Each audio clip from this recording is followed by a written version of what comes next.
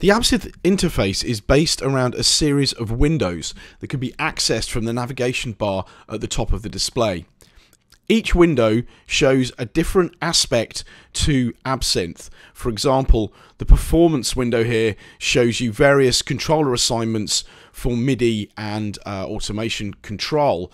And within that, there is a series of tabs bringing up different areas within the window. The patch window is the center of Absynth. This is where the sound is created, and we'll look at this later on in the lesson.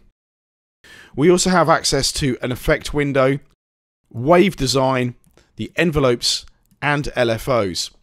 Now, sound choice is made within the browser here, and if I click on the browser tab, you'll notice that we then have access to various different attributes that can be used to essentially search for sounds by category. Now, there is another bar here that gives you the name of the currently loaded sound, a file and an edit menu within which you will find parameters, for example, like new sound, save sound, and under edit we have some functionality to undo, redo, copy and paste. There's also the mutate switch, which is something we will cover later on within the lesson. You also have access to input and output metering.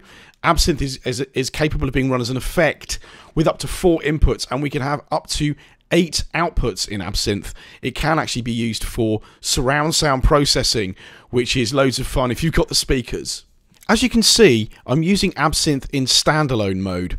Now, this brings with it an advantage in that if I hold down Alt, I can click on the window and I can bring up multiple windows at once.